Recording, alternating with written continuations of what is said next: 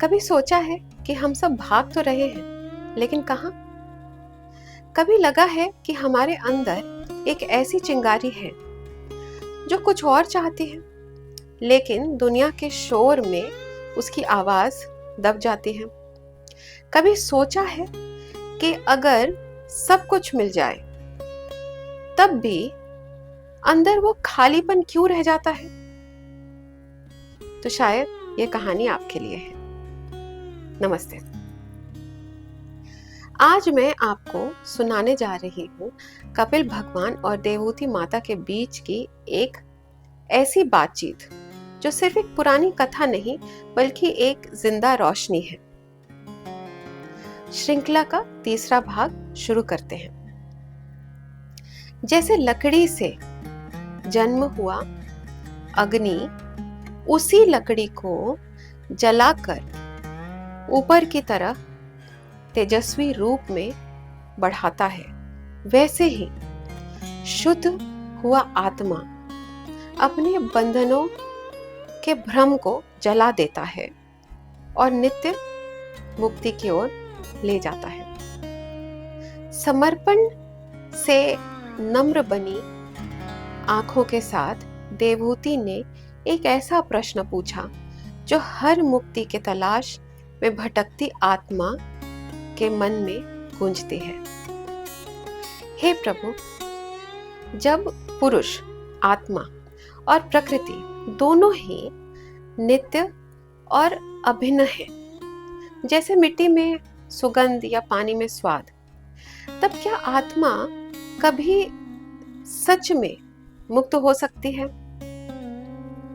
ज्ञान से अगर बंधन का भय मिट भी जाए, तो क्या ये भय दोबारा नहीं लौट आता? जब तक प्रकृति के गुण सक्रिय बने रहते हैं।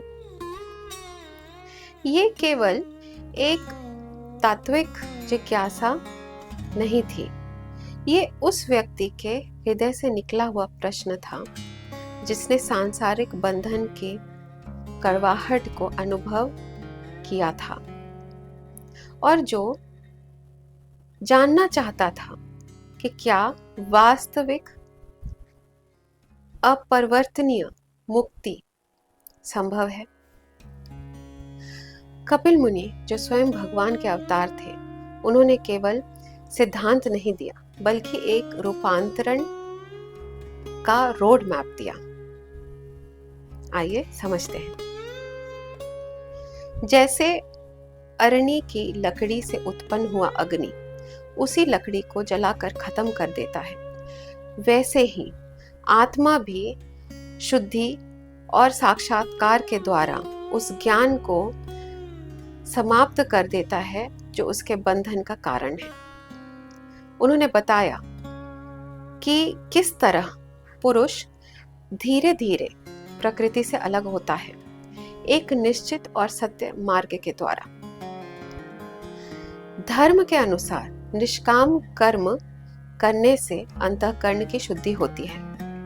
भगवान की महिमा को श्रवण करते भक्ति गहरी होती है और मन बाहर से अंदर की ओर मुड़ता है।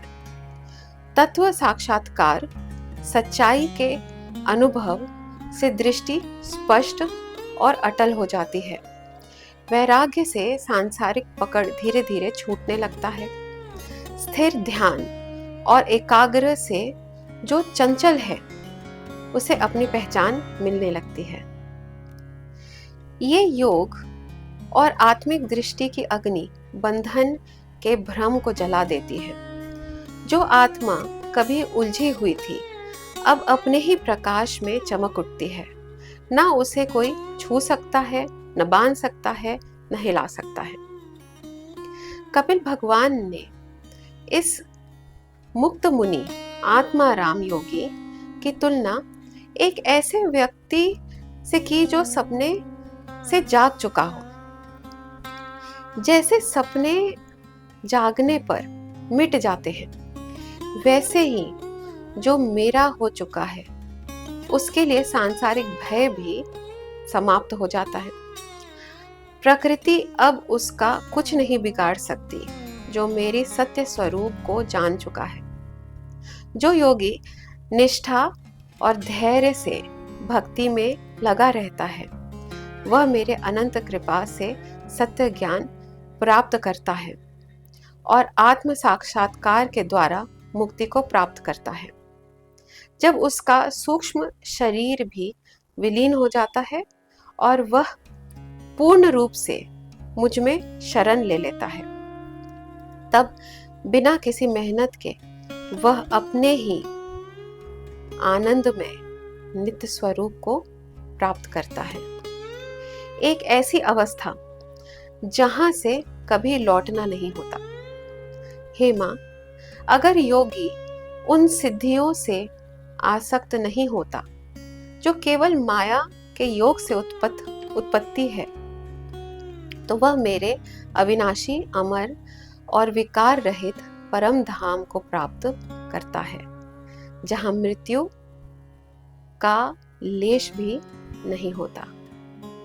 और फिर भगवान कपिल ने उन लोगों के लक्षण और जीवन शैली बताई जो मुक्ति के ओर अग्रसर होते हैं। ये है एक आध्यात्मिक जीवन पद्धति जो मन को शुद्ध करती है और इसे दिव्य साक्षात्कार के लायक बनाती है। अपने वर्ण आश्रम के अनुरूप धर्म का पालन करें और निषिद्ध कर्मों को त्याग करें। अपने भाग्य में संतोष रखें और प्रारब्ध कर्म को मन से स्वीकार करें। जिन्हें ब्रह्म ज्ञान हुआ है, उनके चरणों की सेवा करें और ऐसे कर्मों से दूर रहें जो वासनाओं को बढ़ाते हैं।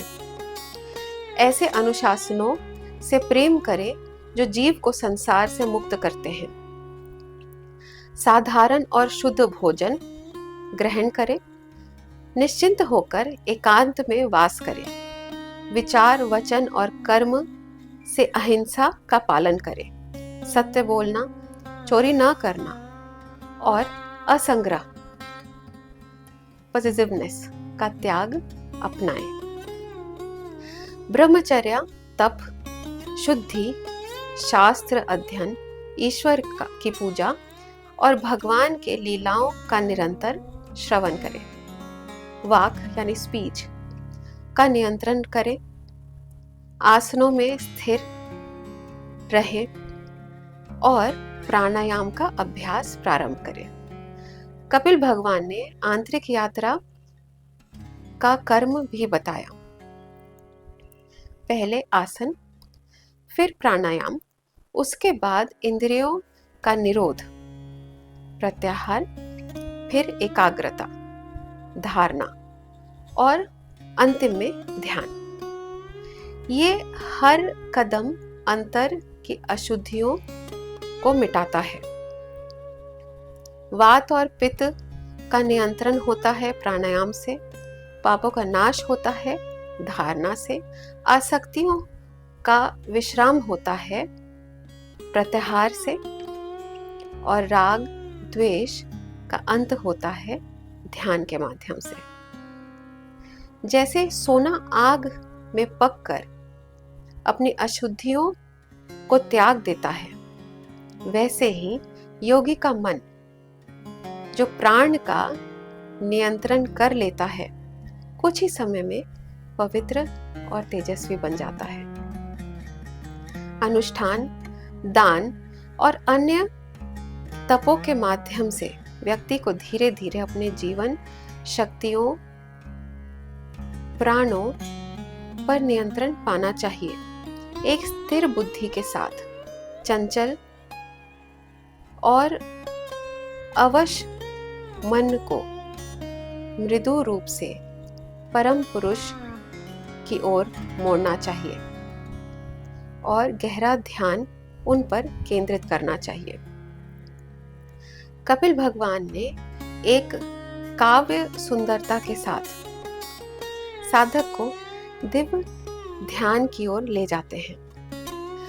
अपना मन भगवान के मुखमंडल पर स्थिर करिए, जो कमल जैसे खिले हुए हैं, जो आनंद से प्रकाशित हो रहे हैं। उनकी आंखें कमल के पंखुड़ी जैसी लालिमा से भरी पड़ी है, करुणा से चमक रही है। उनका नीला शरीर जैसे घना मेघ हो, सुनहरे पीतांबर से अलंकृत है और हृदय पर कौस्तुभ मणि चमक रही है। उनके वक्ष स्थल पर श्री जी का सुनहरा चिन्ह उभरा हुआ है। उनके गले में एक सुगंधित वर्णमाला है, जिस पर मधुमक्खियां गूंज रही हैं। अपना पूर्ण चित्त इस रूप में समा दीजिए।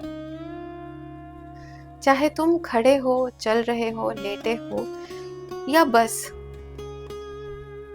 मन के अंदर हो, नारायण का ये रूप ध्यान करते रहिए। आखिर में अपना ध्यान उनके एक अंग पर केंद्रित करिए, विशेष रूप से उनके कमल जैसे चरणों पर, जो मंगलमय लक्षणों से चमक रहे हैं, जिनसे गंगा जी निकलती हैं। इस गहन ध्यान में मन सब कुछ भूल जाता है और प्रेम में विलीन हो जाता है। और जब हृदय भगवत भाव से भर जाता है तो आंखों से आंसू बहते हैं और सांसारिक चिंताएं बस मिट जाती हैं। गहरे अभ्यास और भगवान की कृपा के द्वारा मन मैं और मेरा के भ्रम से मुक्त हो जाता है। जीव शरीर मन इंद्रियों और यहाँ तक कि मैं ध्यान कर रहा हूँ कि कल्पना से भी ऊपर उठ जाता है। अंत में केवल परम सत्य ही शेष रह जाता है।